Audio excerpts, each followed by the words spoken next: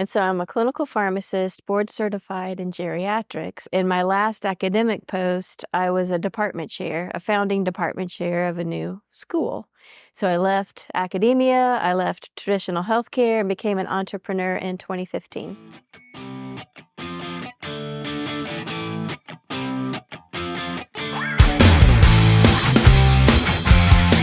Hello, Michelle. Hello, Igor. How are you? I'm doing great. How are you? Doing well, thank you. So thank you so much for agreeing to talk to me today. I always enjoy talking to you. This will be great. Thank you. So I have the first question for you, Michelle. Can you share the journey that led you to become an entrepreneur in the health and wellness space? Yes. So my background is as a clinician, and so I'm a clinical pharmacist, board certified in geriatrics, and I've always practiced in primary care. I've also been a professor my entire career, and I reached a point where I kept seeing leaders, both in the academic space, in the healthcare space, in the business space, in the areas I had practiced in, where they seemed fine, they retired, and they plummeted. And as I got to know each of those scenarios, it was almost always preventable. And so as a science geek, I started looking into that and researching, and I saw a lot of preparation for the financial aspect of retirement and no preparation for the health and relevance part. And so I just had to do that. So I left academia, I left traditional healthcare, and became an entrepreneur in 2015. So I'm always curious about this leap. Yes. When having a great idea and actually doing something about this idea. So what was the trigger that allowed you to pull the trigger? My husband, being the wonderful human that he is, and seeing my passion for this, because the timing could not have been worse. I did this in 2015. My first child graduated high school in 2014, and had just started college. And then my next one was 2017. My next one was 2020. So if ever there was a time you needed to keep the big cushy job with all the money to pay for college, that was it. But again, he believed in what I was doing. He too saw the need and supported me all the way. Very cool. But I'm also curious for you personally, yes, to bring this up to your husband and to kind of be so serious about this, given the risks and the sacrifices that it took. What was there that allowed you to? That's a good question. I love problem solving. And so everything I've done, I've created clinics where there were no clinics, solutions where there were no solutions. I get a kick out of that. And so within traditional healthcare, I had done that. And then most recently, I had been on a team that had started a new pharmacy school from scratch. And so I think it was the next great adventure was to say, we've got this boomer population actively retiring without a plan for health, and that could be very, very different. So it's time. I need to get out there and tackle it. So let's talk about your company. So what is Propel Comprehensive Wellness? So Propel Comprehensive Wellness is a monthly subscription program designed to fit in anyone's calendar or within anyone's available time. And it's all about making a plan for who are you going to be, why are you going to be relevant, and how are you going to stay healthy and functional in that next phase of life. And I've seen most people, they might plan the finances and have no idea that they even should and can proactively plan the rest, such that the outcome is so different because they took the time to plan. I think that sounds super intuitive, and it's surprising that nobody thought of it. But I'm thinking, like right now, we have tools like ChatGPT or a lot of articles. What's the difference between subscribing to a service versus like talking to ChatGPT and asking them, okay, I want to be healthy when I turn whatever, 65, 70, I want to live a long life. What should I do? What routines should I practice? What blog should I subscribe to? And kind of figure this out on your own. What's the added value of signing up for Propel Comprehensive Wellness? Great question. And I believe it's that my partner and I have both been in the healthcare space for 30 plus years. We've seen the mistakes, the things that have happened, the accidents, the unforeseen things that have happened, how those have impacted individuals and families, with insights that even ChatGPT wouldn't have. And one of the things we learned along the way is there are many programs that if you want to lose weight, they'll tell you exactly every morsel to put in your mouth to lose weight, exactly what diet to have. Or if you want, better abs, it'll tell you exactly what exercises to do and where to go to do that. It's not one size fits all. We've realized that. And so one of the things we pride ourselves in is giving a lot of healthy options. But the individual throughout our program gets a chance to practice and consider many options to select the ones that really are right for them as an individual. So it's less about giving something to people, is co-creating something with them. Very much so. Oh, very cool. So you shared a little bit what inspired you to be in this space, but in terms of the model for the service, how did you figure out this idea? I used the National Science Foundation process because, again, I'm an academic geek. So I started by interviewing almost 100 people that were in or nearing or within the next decade going to be retiring or wrapping up their primary career, at least. And so I did the whole process where I had select questions and I asked them over and over of different individuals. And then I had a couple of wonderful humans who agreed to almost be my guinea pig and help me design the tools. So created a set of specific tools based on the data that I collected that would help people navigate and explore for themselves each of those core areas that we identified. And so I still do that. I work with people one-on-one in a more concierge mode where they don't have so much homework and we work together and we work through all that entire process. And then during COVID, my business partner and I decided we needed a mechanism that more people could get access and that would really fit within their time schedule. So we took the whole thing, completely deconstructed it, and brought it down into 3 minutes at a time, pieces of important information that will ultimately all fit together into one robust wellness portfolio. So how long ago was this put together? The part where I created the concierge version was in 2017 to 2019. And then I think you'll get a kick out of this. Ellen Platt, my business partner, and I, we created a version that would be a private retreat for top executives who can't really talk about vulnerable things around most people. And so this was going to be a safe space for them to consider all of these aspects of their next phase of planning where they could actually experience a lot of the aspects hands-on. They could bring spouses, they could bring families, they could bring significant others, whatever. And it would be very small groups where we didn't worry about their private information leaking out. And the first one was going to be April 14th of 2020. Okay. And of course, that did not happen. And so we pivoted, and we did not cope well with being locked up. So we immediately started this deconstruction process to get it into the hands of as many people as possible. And that's been a fabulous journey. So what are the learnings so far? What kind of assumptions have you been able to confirm? And what are the things, or disconfirm? And what are the things you are still kind of exploring and asking? Ah, that's a beautiful question. We've confirmed that there's a need for this. We have yet to run into anyone who says, that's a stupid idea. Why would anyone do that? That is not the response we're getting.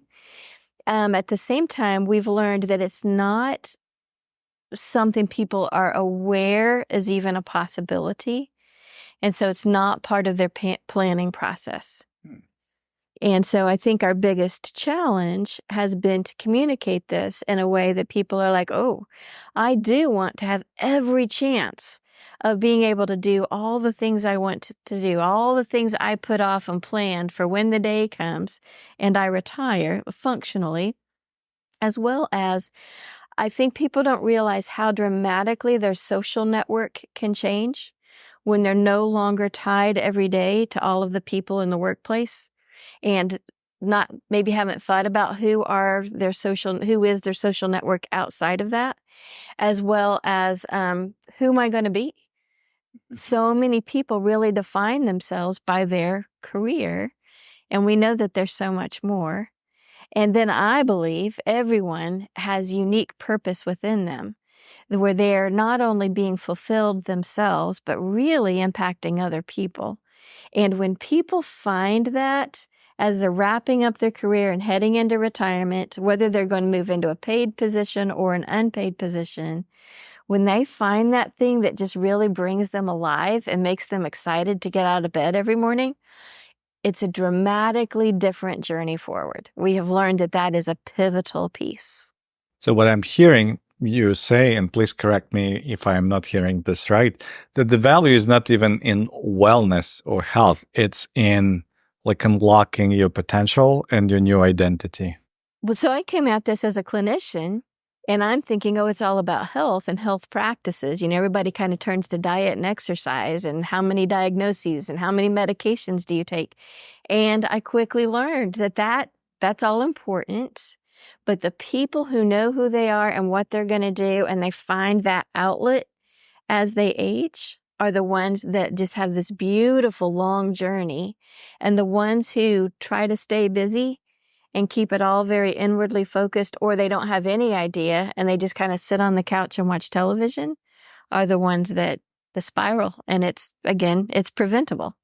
So I want to come back to the like offering or product itself, because I see how you can deliver this unlocking of potential through coaching, through concierge service, one-on-one, with video or with more like scaled solution. Is the promise the same? Will I be able to unlock my, I don't know, future life just by watching videos? Or like, how does it work? It's a super great question. So it's videos is a piece of it. And then we've got these tools. We call it a workbook, where you're asked questions for you to consider for yourself. So they're the same questions I would ask you if we were sitting here together, but I've just asked you within a written format and little pieces at a time, because that's a lot to consider at one time. So we've broken it down into pieces, different perspectives for you to explore that information and put your answers down. And then we are live with our clients at least once a quarter, where they can ask questions. And at any point, somebody could schedule a one-on-one. You know, I'm stuck here. I'm not sure about that. And people usually do at some point. They reach out to us just to make sure that what they're thinking and writing is kind of what we would discuss if we were face to face, and to maybe gain a little more clarity. I like how it kind of answers all my questions regarding the value of the service. So you take pieces that need to be learned by the person, and this is on video, but in terms of engagement, you have those questions you can work through, and then you can book some time when you need to and get answers. Right. This is beautiful. And different people do it at different times. Like I've got 3 people working on the purpose part right now, and one just wants to be left alone. Send me my next piece. Send me my next piece. And he's doing it. And the other one calls me every little bit and says, okay, am I doing it right? What do you think? Was that answer what you were looking for? What should I do next? And so we all have different levels of desired autonomy when it comes to those sorts of things. Is the pricing public for this? Yes. So how much does it cost to sign up for the program, like as an online program? For the online program, it's $97 a month or $997 a year. So right out $1,000 a year. And we have 3 years of content, because we walk people through how to really get control of your own health. We find most medical errors are because the decision makers just don't have all of the right information. So we teach you how to advocate for yourself through our current healthcare system, which has issues. And so we've spent a lot of time on health. We spend a lot of time on knowing your own personal risk factors. We help you identify those and then figure out how to mitigate, how to reduce the impact of your risk factors. Because we've crashed our bike when we were a kid, right? And we broke our arm and just different things that have happened. Then we go into this purpose part, this fulfilling what's going to be most important to you moving forward. And then we get a little bit more into when no one's handing you an agenda for the day, how are you going to stay mentally sharp? How are you going to learn to schedule your own day, especially for leaders? And who's going to be your social network when it's not the people you work with? And then we start pivoting into how do you help yourself and your family avoid crisis around health issues moving forward? Because we never know when we're going to have an accident, we fall down the stairs, or our health starts to decline. And so a lot of people think of planning as legal and financial planning, but there's so much more to it on the personal planning side and personal wishes. And so we get joy out of helping people navigate that. It really protects their family. And then we're all going to be caregivers at some point. So we make sure no one goes into that without the proper resources. So when someone's gone through all of it, because we want it to be slow and steady and fit within your regular schedule, you'll have your full personalized wellness portfolio at the end, spending 3 minutes a day or less. Sounds awesome. So in terms of the age that you're targeting, when is the right time to sign up for the program? When is too early? When is too late? Ideally, it's 3 to 5 years before you plan to retire. So if you want to retire at 32, you're going to start in your late 20s.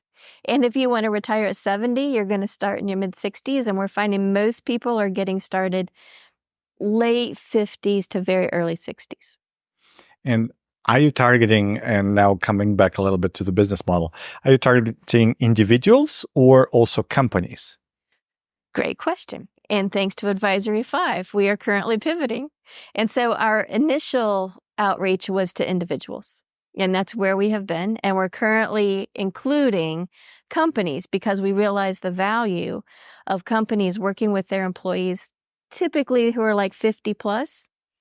It's going to keep their employees healthier.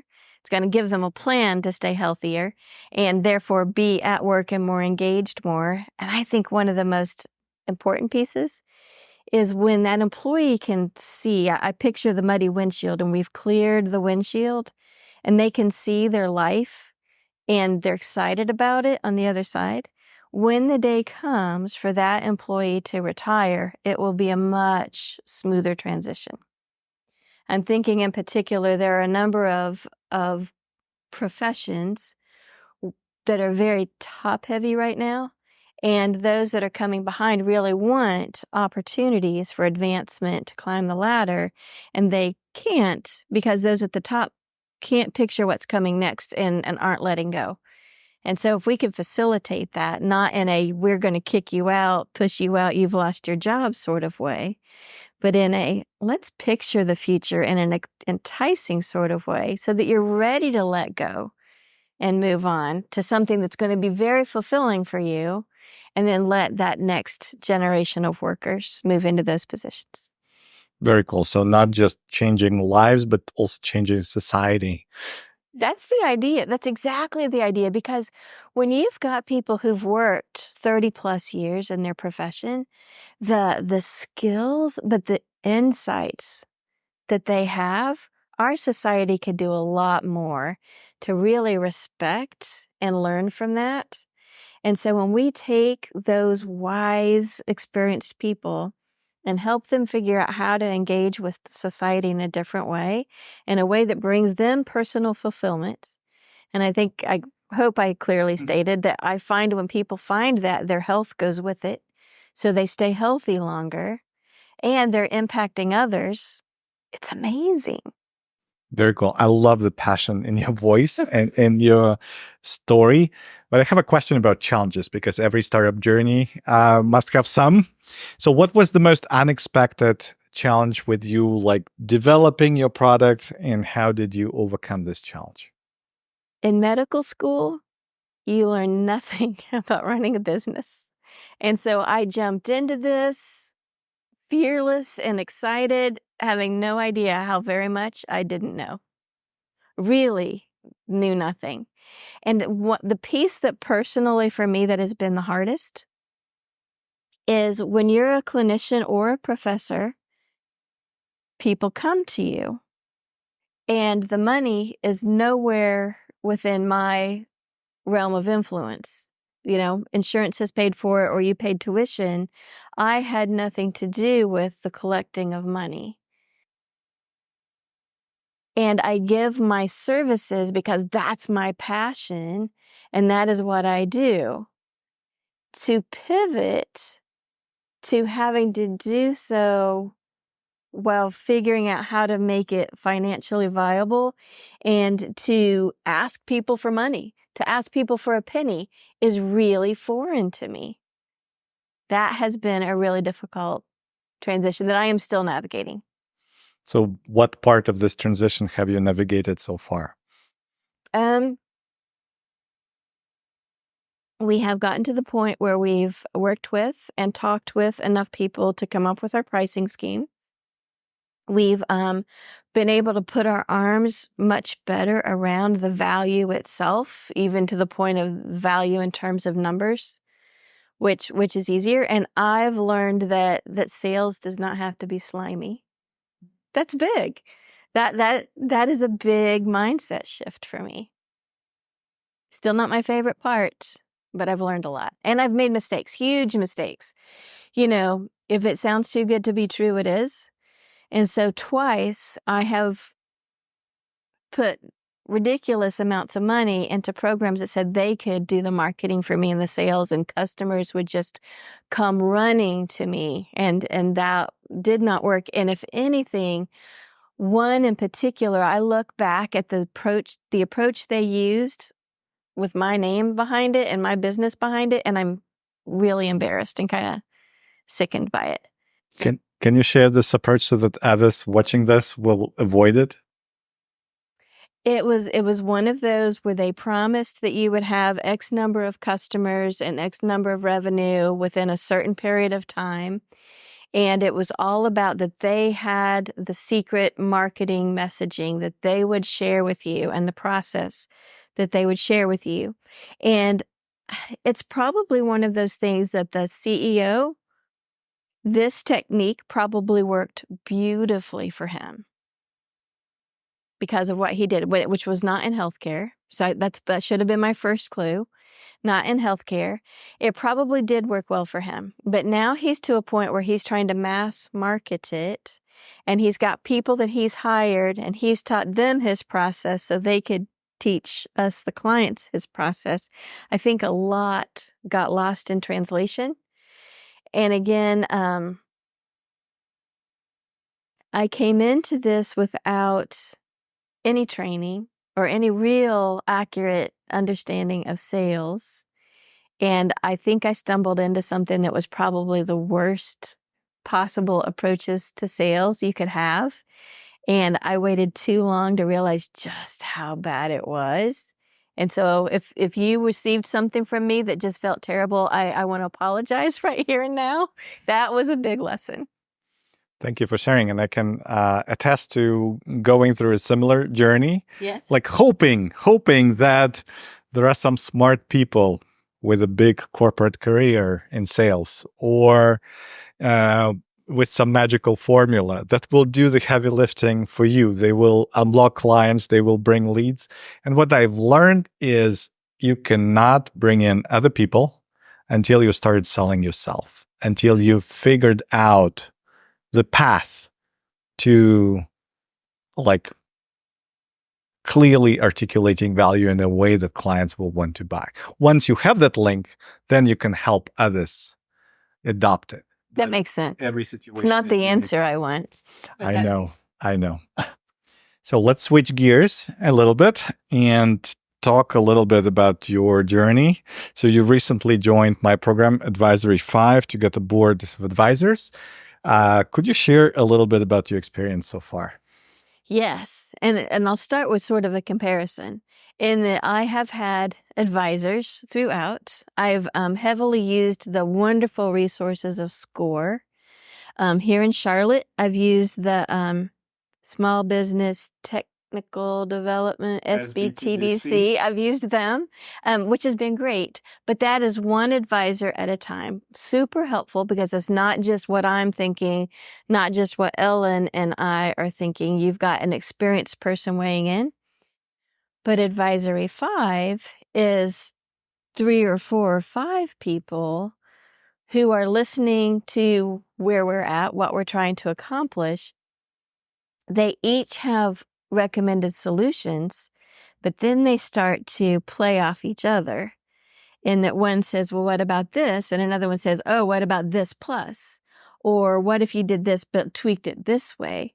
And so you still walk away with wonderful next steps and ideas, but it feels a little more robust in that you know that several people have processed it and tweaked it into the final recommendation rather than necessarily just the opinion of one person. And there's huge value in that.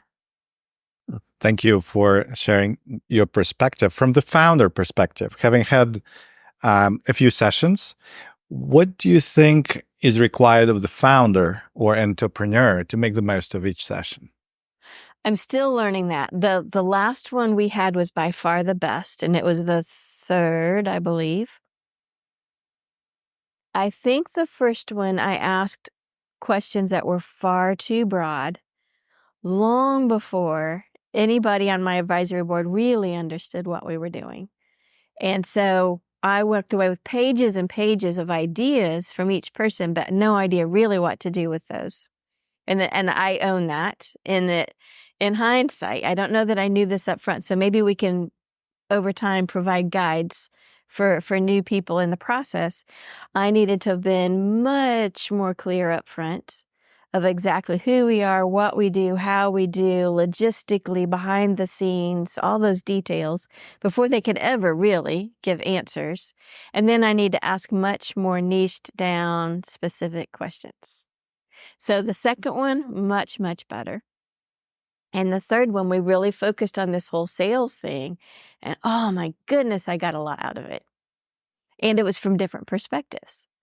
I think we walked away with a list of things to do, but with the perspectives that were given, it was easier this time for Ellen and I to prioritize those. So, okay, if we do this one first, that makes sense and then we'll go to this one, and then we'll go to this one. And then being who they are, the advisors made some introductions to key people, open doors, made me aware of resources that I wouldn't have known about otherwise. So all of that plays in as well. I appreciate that. And being in those sessions and seeing how the group evolves, I think there's part of advisors also learning. Yes. How to work with each other as a team. And what I'm finding as well through my previous work, like in team mentorship with Innovate Charlotte, the founder needs to be focused and to own the agenda. And sometimes you need like all the ideas you can take. Sometimes you need something very focused, but it's on the founder to come in with a goal in mind and to make sure that this goal is accomplished. Advisors can help to the best of their ability, but if you are not clear on what you are hoping to accomplish, then a good question could be, help me focus. And that could be the starting point where you start building to this. So that's what I found. But I appreciate your perspective and I agree with you. It's usually a journey for both. Yes, I can definitely see that. So you've had experience with working with different people and like just outside of Advisory 5 or with Advisory 5 and other programs you mentioned like SBTDC, SCORE. What makes for an effective advisor, especially in the health tech space? That's such a good question. Certainly a piece of some experience within the healthcare space helps tremendously because it is different. It's different than corporate America in many ways. It's different. It's service-based, which is different than product-based. And so somebody who understands more the service offering type of business is helpful. And then it's really just somebody who's willing to listen and learn. you've always got those people who are quick with answers even before they've listened to the full question.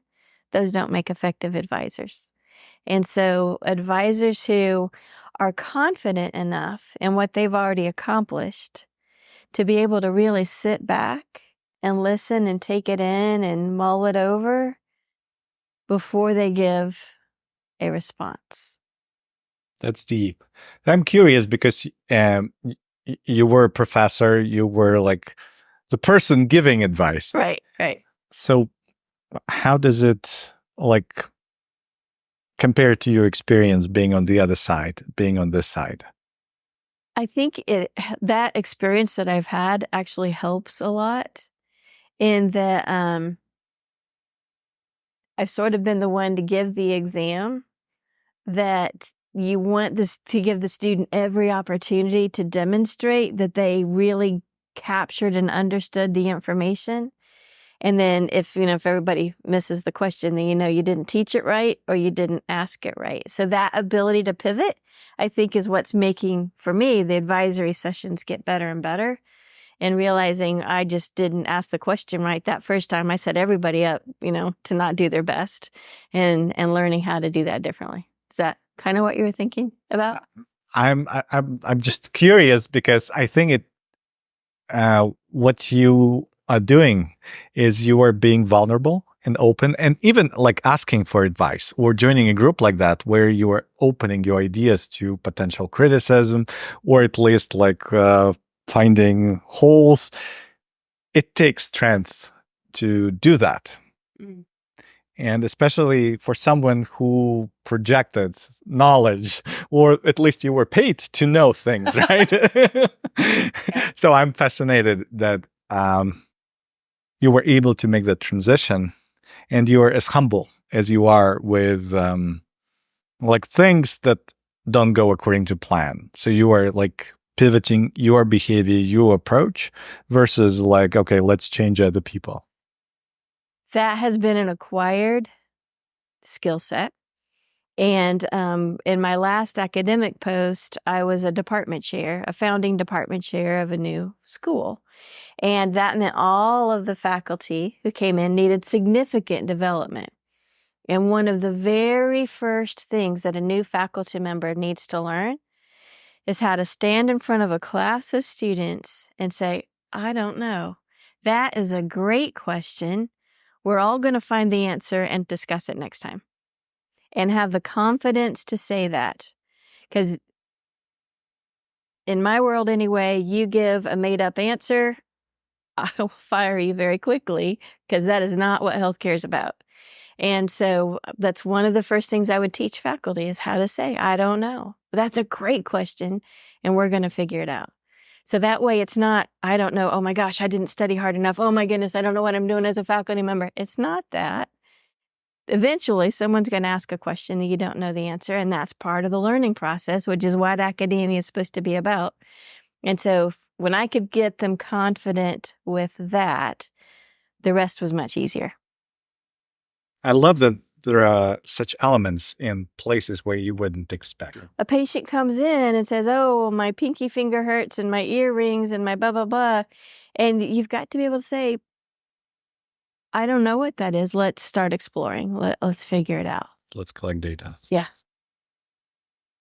Coming back to Advisory 5, what would you say to someone who is considering getting an advisory board through Advisory 5 for their start? Again, I'm still fairly new at it. I've had 3 sessions so far, but I am beyond pleased with the depth of insight that's coming, and in large part because it's a group of people. It's more than one perspective, and then again, those perspectives sort of play off each other. They challenge each other in a way that you feel like the end result is much more refined and honed than what I've gotten when working with people one-on-one. And I've worked with wonderful people one-on-one, but it's different. It's like having a 3D experience rather than a 2D experience. Awesome. Thank you, Michelle. A few closing questions for you. And the first one, if you could look some years into the future, what legacy do you hope your startup will leave in the health tech industry and beyond? Oh, that's easy. I want everyone to consider this planning for health and purpose to be as natural in their planning process as any sort of financial planning. In my mind, and I'm biased, it's even more important than the finances. So if we can do that in whatever way that happens, I know that our processes will be replicated, and we're going to see that as a blessing and a good thing. And that if we could make people reach a point of confidence and clarity that when they leave their primary career, they know exactly where they're going in that way that is going to impact others positively so that their legacy just continues to grow and grow and grow. Oh, that's what my life is about. And what advice would you give to healthcare professionals who are looking to transition into entrepreneurship? I would say that we don't learn how to do this within our various types of medical programs. And so you and I know that another thing I'm involved in is called Medipreneurs, which was formed exactly for that reason. Whether you're a physician, a pharmacist, a nurse, a physical therapist, a chiropractor, an acupuncturist, a naturopath, in our training programs, we're trained to be amazing clinicians. And we're not taught very much, if anything, about running a business. And so recognizing that, Medipreneurs pulls all of these health professional entrepreneurs together so that we can be resources for one another, but also to bring business experts in to guide us. And so we've got an annual conference where we've got a lot of learning in 3 short days. And then we've got a monthly membership where every month we've got some element of business development that we all explore together, in addition to masterminds to help keep us accountable in moving forward. So I have found that collective wisdom with other entrepreneurs is one of the key elements to success. In addition to finding the right advisors as you're moving along. And not, even though you're amazing as a clinician, you probably don't know what you're doing as a business owner. Thank you so much, Michelle, for doing this conversation with me. Thank you for asking me.